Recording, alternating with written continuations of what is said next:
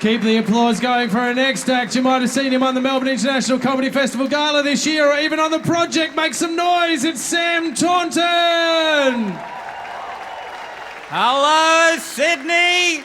Oh my God, it's lovely to be here. Carl was just talking about the pandemic in London. I loved the pandemic in Australia. Loved it in Sydney. Actually, my favourite bit was that little bit we had over Christmas, COVID 3.0, I called it. Loved it a lot because it gave Sydney the courage to do something we've been wanting to do for years, but never had the tenacity to do. And that is cut off the northern beaches.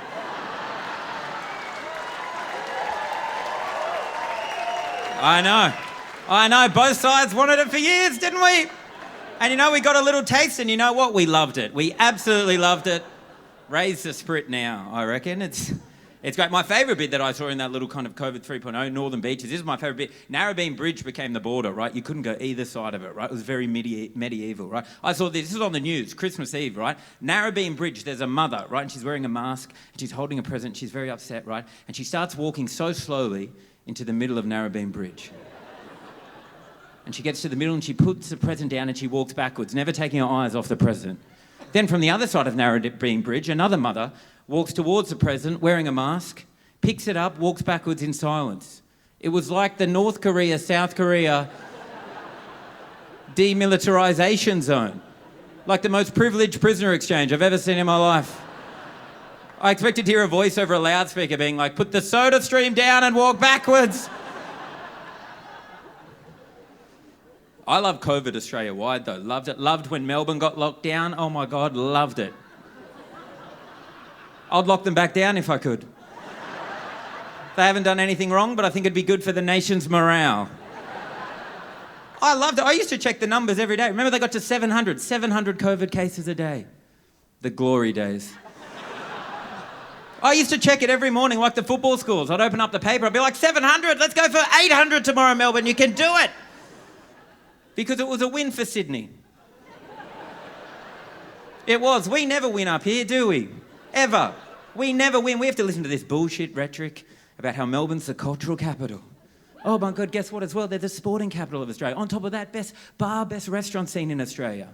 I say, suck shit. Because we played the long game. We did, didn't we? We know Sydney sucks, but we played the long game. Because as it works out, Sydney, best city to be in the country during a pandemic. Who knew? In fact, I'll go one step further. I'll go one step further and argue that it's the best city in the world to be in during a pandemic. Yeah. In fact, I would say you couldn't design a city better than Sydney to deal with a pandemic. Because in Sydney, as you guys know, you can't fucking get anywhere. Can't get anywhere in Sydney, and if I can't get somewhere, the virus can't. You ever tried to get on the peak M5 in peak hour? Impossible, right? Ever tried to get a park at the Enmore Theatre? Not happening. Melbourne has accessible suburbs and a working public transport system. Look where it got them!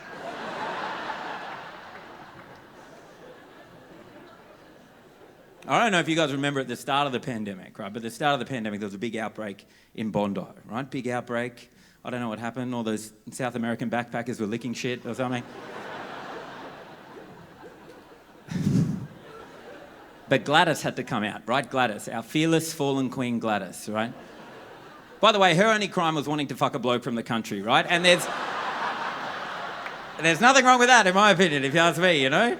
We've all been there. In fact, she was playing the long game as well, I think. I think she was looking for like a career after politics, you know? Maybe reality TV, like Farmer Wants to Fuck a Premier, maybe. Like, she has options, you know? But there's this outbreak in Bondi, right? This huge outbreak. Gladys comes out, right? And she does a very impassioned plea.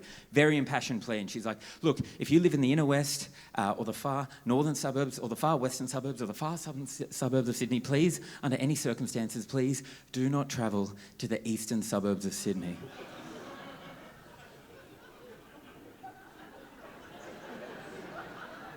And as a collective, everyone in Sydney was like, we weren't doing that anyway. That's 2 trains and a bus, Gladys. Are you kidding?